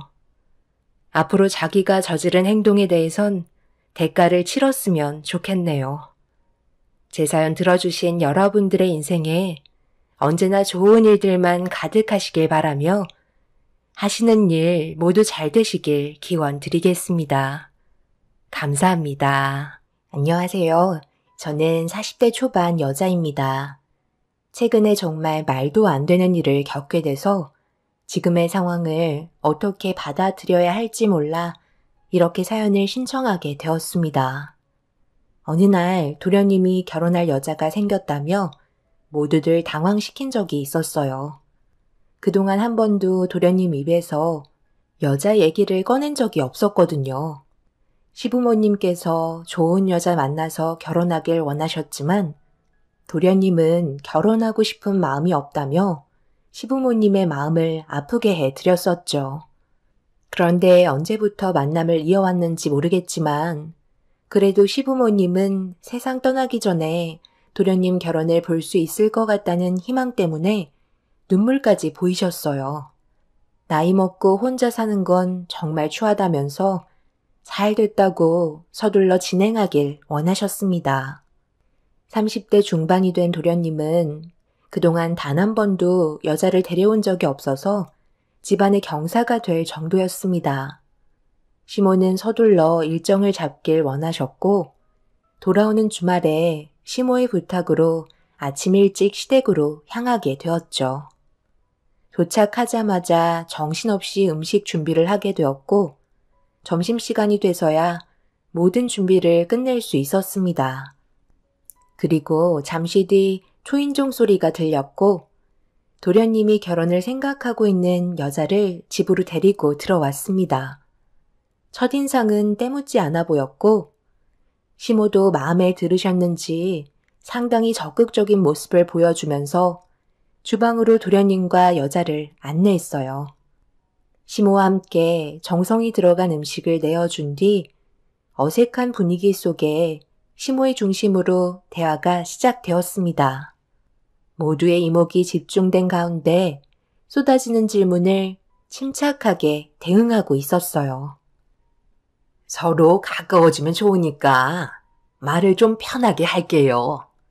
우리 아들이랑 같은 회사에서 꽤 오랫동안 근무하고 있었다던데 서로 어느 정도 호감이 있었으면 좀 더 적극적인 모습을 보여주지 그랬어. 내 아들이 여자 보길 워낙 돌같이 여겨서 내 생에 결혼하는 건 못 볼 줄 알았다니까. 나는 최대한 빨리 우리 집 식구가 태워줬으면 좋겠는데 괜찮지? 엄마는 얼굴 보자마자 그렇게 얘기부터 하면 어떡해요? 오늘 처음 인사드리는 자리인데 이 사람 부담스럽겠어요. 석진 씨랑 같은 회사에서 근무를 했던 건 맞는데요. 규모가 작은 회사도 아닌데다가 부서도 틀려서 마주칠 일이 아예 없었어요. 그런데 이번에 부서가 조정이 되면서 같이 일을 할 수 있게 되었거든요. 그러다 보니 자연스럽게 서로 호감이 가지게 되었어요. 시부모님은 예비 동서를 상당히 마음에 들어하고 있다는 게 보였어요. 저희 가족 모두가 오래간만에 활짝 웃을 수 있는 시간을 만들어줬다는 거에 저 또한 분위기에 취해 예비 동서를 좋게 바라보고 있었습니다. 그렇게 한참 동안 떠들며 대화를 주고받다 보니 어느새 한 가족이 된 것만 같은 느낌이 들었었어요. 예비 동서가 집으로 돌아간 뒤에도 집안에 남아있던 여우는 쉽게 가시지 않을 정도로 존재감은 상당했었습니다. 그렇게 시모 옆에서 설거지와 남은 음식들을 정리하며 치우다 보니 어느새 도련님이 다시 돌아왔어요. 저희 가족 모두는 한자리에 다시 모인 뒤 앞으로 어떤 식으로 일을 진행해야 할지 대화를 나누었고 시부모님께서는 서둘러 상견례를 진행하길 원하셨습니다. 아무래도 도련님 나이도 있지만 예비 동서에 대한 호감도 상당했었기 때문에 서둘러 결혼식을 진행하고 싶어 하셨죠.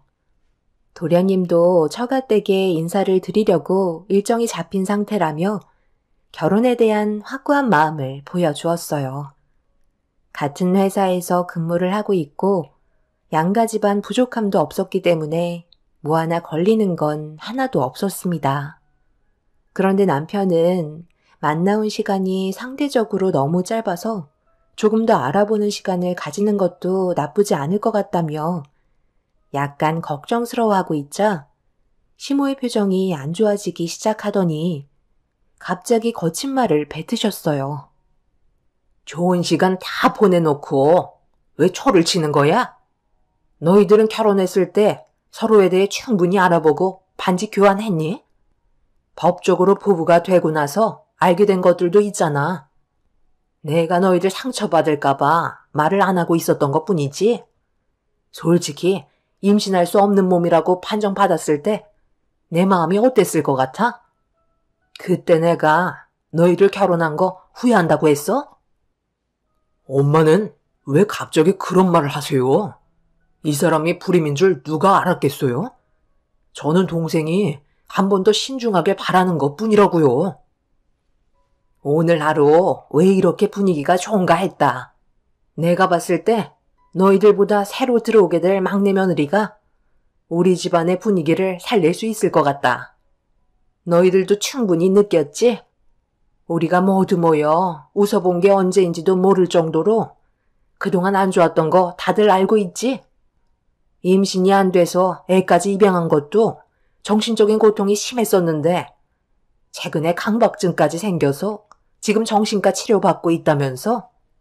여린이를 사돈댁에 맡겨놓고 오라고 한 게 다행이지. 여기 있었으면 분위기가 어땠을 것 같니? 시도 때도 없이 화장실 왔다 갔다 하면서 손 닦고 짜증냈을 게 뻔하다.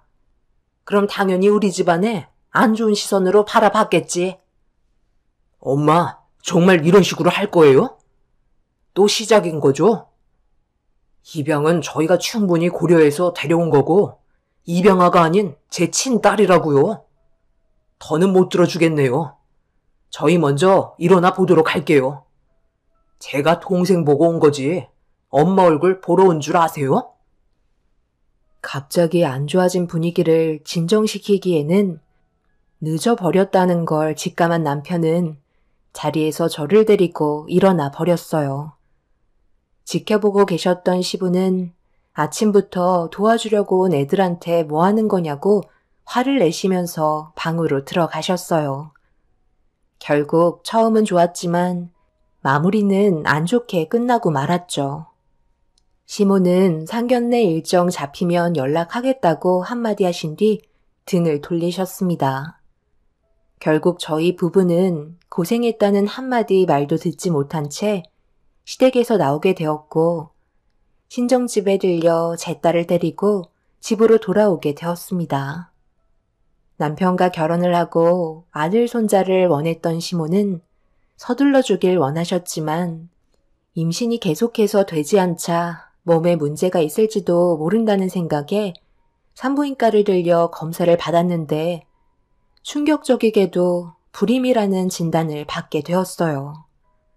그리고 그때부터 시모는 저를 대하는 모든 것들이 달라졌고 더 이상 좋은 관계로 발전해 나갈 수 없었습니다.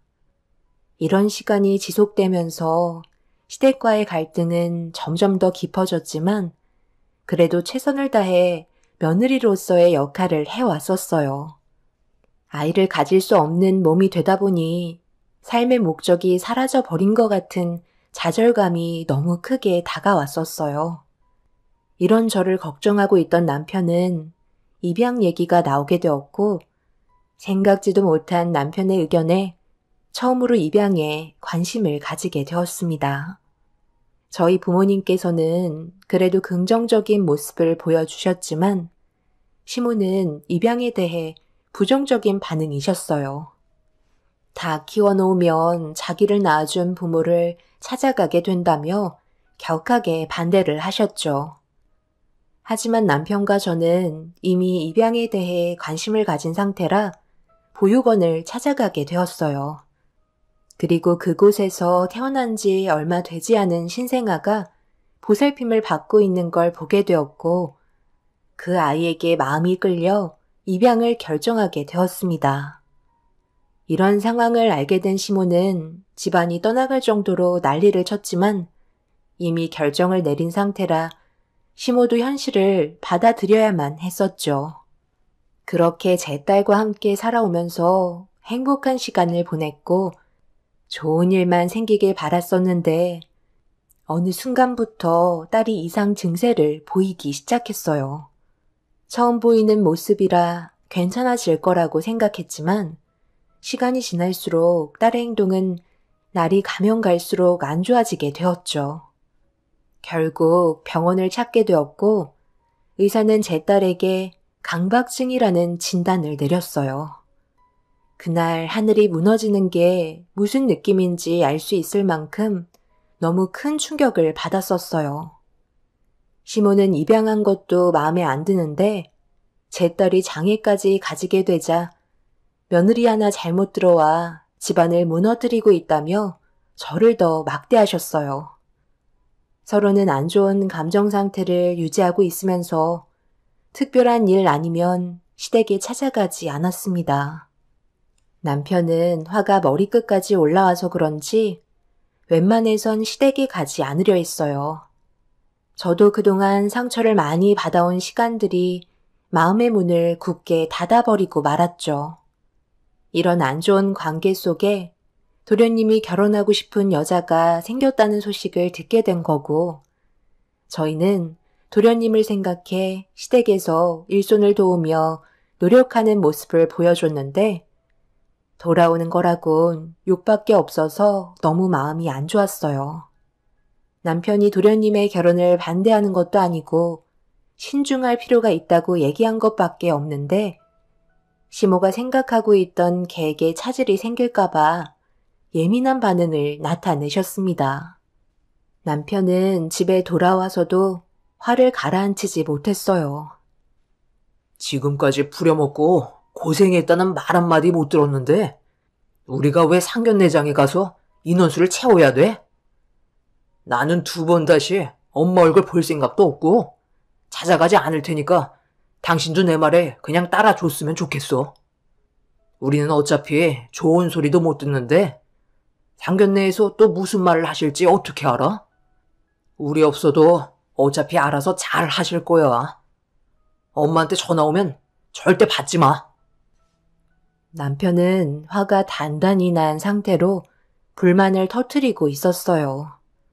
시모가 보인 행동을 봤을 때 저희가 마음에 들지 않았지만 그래도 아쉬운 김에 이용하려고 예비 동서 앞에서 가식적인 모습을 보여주고 있었고 저희는 어느 순간부터 시모의 성격을 잊어버린 채 착각을 하고 있었던 것 같았습니다. 그만큼 좋은 관계를 유지하고 싶은 마음이 있었지만 그건 저희만의 생각이었을 뿐 시모는 조금도 달라진 건 없었네요. 그렇게 1달 정도의 시간이 흘러갈 때쯤 갑자기 시모에게 연락이 왔어요. 이번 주 주말에 상견례 날짜 잡았으니까 늦지 말고 인원수 채우도록 해라. 얼마나 중요한 자리인지 알고 있지? 어머님, 그 전에 저한테 하실 말씀 없으세요? 도련님이 결혼할 사람 데려왔었을 때 많은 걸 준비하신다고 아침 일찍 서둘러 오라고 하셨잖아요. 그날 하루 종일 정말 힘들었었는데 고생했다는 한마디 말보다 되려 저희한테 상처만 주셨잖아요. 그래서 뭐 어쩌라는 거야? 오지 않겠다는 거니? 네가 우리 집 며느리로 있는 한 당연히 해야 되는 건데 내가 그런 말까지 해주길 바란다는 게 더 웃긴 거 아니니? 지금까지 내가 받은 상처는 어떻게 보상해 줄 건데? 애를 가지지 못하는 것도 충격인데 그렇게 반대하던 입양까지 해놓고 나한테 좋은 말 듣겠다는 게 더 웃긴 거 아니니? 내 마음 풀리려면 아직도 10년은 더 걸릴 것 같다. 그 전까지 내가 시키는 거 토달지 말고 움직이도록 해.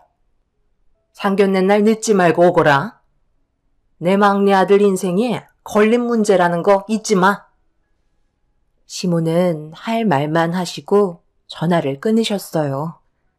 이런 상황을 남편에게 알리자 바로 열을 내면서 상견례 날 가지 않겠다고 했지만 형으로서 동생이 걱정되는 건 어쩔 수 없었는지 결국 약속된 날짜에 상견례 장소로 움직이게 되었습니다.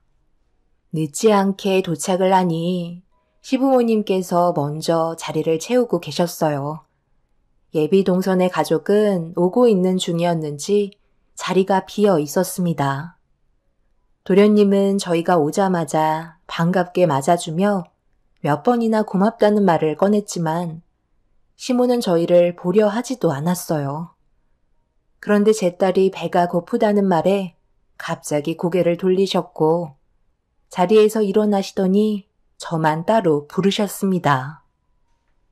이 자리가 얼마나 중요한 자리인지 모르는 것도 아니면서 여린이를 왜 여기에 데려온 거니? 상견례 망칠 작정이야? 저희 부모님께서 오늘 어디 가셔야 한다고 선약을 잡아두신 상태라 데려올 수밖에 없었어요. 그리고 여린이가 왜 피해를 준다고 생각하세요? 충분히 분위기 파악은 할 줄 안다고요. 여기까지 와서 제 딸에게 꼭 싫다는 표현을 하셔야겠어요? 네 딸이지 내 손녀는 아니잖아? 피 한 방울 섞이지 않은 애가 우리 집안 상견례에 참석했는데 화가 안 나겠어? 조금이라도 분위기 안 좋게 만든다면 무조건 밖으로 내칠 줄 알아. 쓸데없는 행동하지 않게 애 단속 잘해라. 시모는 제 딸이 상견례 장소까지 따라왔다고 불만을 터뜨리고 있었습니다. 그 말을 들으니 그 자리에서 그냥 뛰쳐나오고 싶었지만 꾹 참고 자리로 돌아갔어요. 시부는 별것도 아닌 거 가지고 시작도 하기 전에 쓸데없이 열내지 말라고 자리를 지키라며 화를 내셨습니다. 그리고 잠시 뒤 예비 동선의 식구가 도착을 하면서 서로 가볍게 인사를 주고받은 뒤 상견례가 시작이 되었습니다. 시모는 밝은 얼굴로 분위기를 조성하며 대화를 이어나가고 있었는데 제 딸이 화장실을 자주 왔다 갔다 하면서 손을 씻고 오자 시모가 저에게 눈치를 주며 자제시키길 원하고 있었습니다. 시모가 계속해서 불편한 시선을 보이자 동선의 가족도 점점 신경이 쓰였는지 제 딸에게 문제가 있는지 물어보시길래 어떤 상태인지 알려드린 다음 양해를 구했어요. 다행히 아무렇지도 않다는 듯 오히려 불편해하는 것보다 안쓰럽고 불쌍하게 봐주셨어요.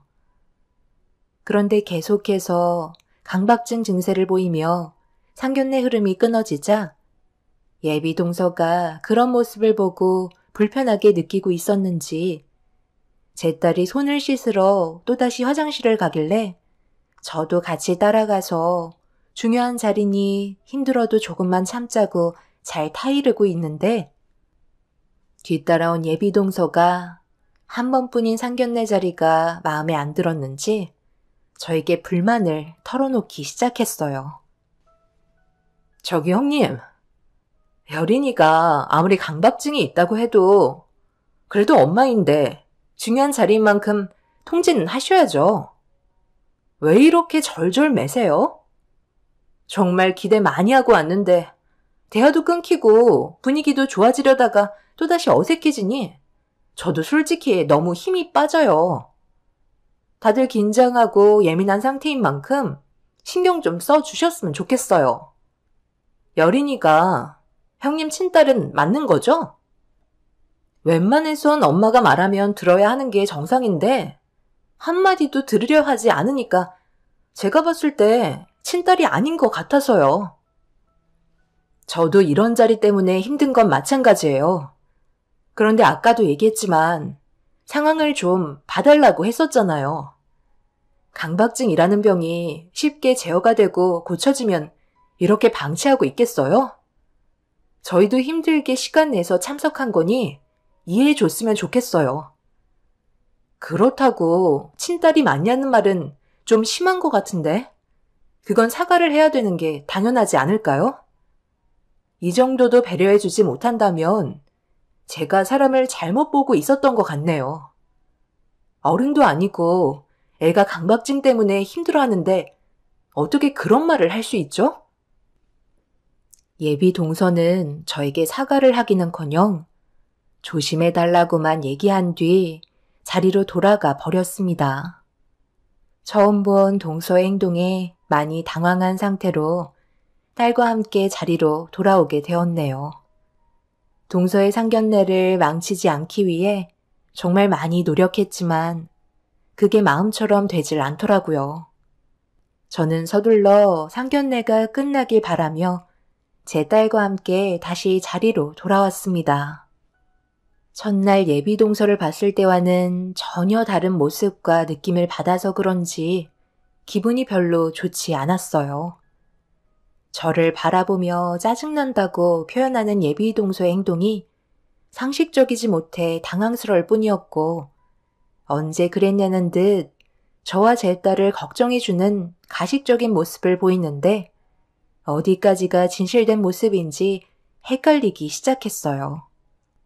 저만 예비 동서의 진짜 성격을 본 것 같아 이 결혼을 말리고 싶었지만 사람의 성향은 전부 다 다르고 입장을 바꿔서 제가 상대방의 상황이었다면 어떠했을지 곰곰이 생각하면서 이해하려고 노력했어요. 그런데 제 딸 여린이는 밀폐된 공간에서 심적으로 불편함을 지속적으로 느끼고 있었는지 강박증 증세가 평소보다 더 심하게 나타나고 있었습니다. 예비 동서는 그런 제 딸을 보며 얼굴 표정이 상당히 안 좋아졌어요. 결국 답답했는지 화장실에 다녀오겠다는 동서가 제 딸의 뒤를 따랐어요. 그런데 벌써 자리로 돌아와야 할 시간인데도 오지 않고 있길래 걱정되는 마음에 양해를 구한 뒤 화장실 쪽으로 가고 있는데 저를 보고 달려온 딸이 울음을 터뜨리고 있었습니다.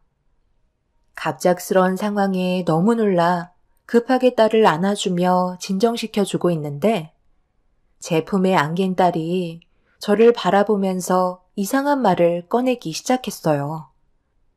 그리고 그 말을 들은 저는 너무 놀라 일단 남편에게 제 딸을 데려간 뒤에 밖에서 누군가와 통화를 하고 있는 예비 동서에게 조심스럽게 다가가 통화 내용을 엿듣게 되었고 저는 입이 다물어지지 않을 정도로 큰 충격을 받았습니다. 뭐라고? 당신 제정신이야? 어떻게 내 인생에 도움이 전혀 안 되는 거야? 최대한 멀리 있는 보육원에 놓고 오라고 했잖아. 확실하다니까. 내 품에서 나온 자식인데 그걸 모르겠어? 나도 엄청 놀랐다고. 화장실에서 손을 씻고 있는데 손목에 화상 자국이 크게 보이는 거야. 그래서 몇 살인지 물어보니까 우리가 보육원에 보낸 시점이랑 거의 비슷해. 동서, 지금 뭐라고 그랬어? 방금 보육원이라고 한 거야? 여린이가 화장실에서 손을 씻고 있는데 갑자기 자기 팔을 강하게 잡더니 화상 자국에 대해 물어보며 무섭게 대했다고 그러던데 설마 동서가 지금 그런 끔찍한 일을 저지른 건 아니지? 당연하죠. 저는 저 아이에 대해 전혀 모르고 있다고요. 그냥 어디선가 본 적이 있는 것 같아 물어본 것 뿐이에요.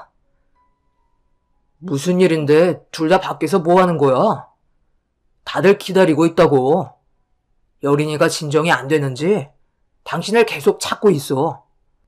무슨 일 있었어? 저는 제 딸에게 들었던 말과 예비 동서의 통화 내용에 대해 알려주자 남편도 얼굴 안색이 안 좋아지기 시작했어요. 밖이 소란스러워지자 양가 집안 모두 저희가 있는 곳으로 나오셔서 무슨 상황인지 파악하기 위해 물어보면서 분위기는 점점 더 심각해지고 있었죠. 결국 제가 두기로 들었던 내용에 대해 설명을 하니 양가 부모님의 얼굴도 사색이 되었습니다. 세아가, 네가 다시 자세하게 좀 얘기해 줄 수 없겠니? 왜 내 손녀의 손목에 있는 화상 자국을 보고 놀란 거야?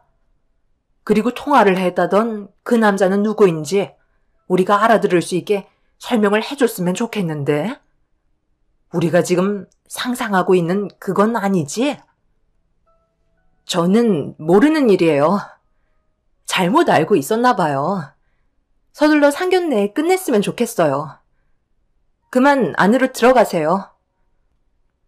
누가 봐도 지금 전체적인 내용을 파악해보면 내 딸이 보육원에 있었다는 것도 그렇고 화상 자국을 보고 놀란 것도 동서가 저지른 행동이라는 걸 충분히 알 수 있는데 무작정 모른다고 발뺌하면 지금 상황이 해결된다고 생각해?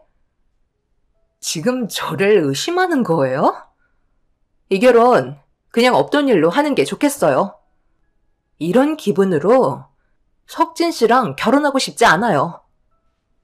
극도로 예민한 모습을 보인 예비 동서가 난처한 상황을 빠져나가려 하는데 도련님이 동서의 팔을 붙잡으며 난감해하는 얼굴로 앞을 가로막아섰어요. 그러자 예비 동서 부모님들께서 도련님의 팔을 내려치며 동서를 보호했고 결혼은 없었던 일로 하자며 서둘러 상견례 장소에서 빠져나가려 하고 있었습니다.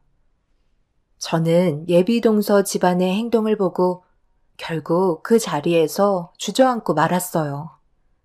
누가 봐도 동서가 보인 행동은 보육원에서 데려온 제 딸의 친모라는 걸 알 수 있었습니다.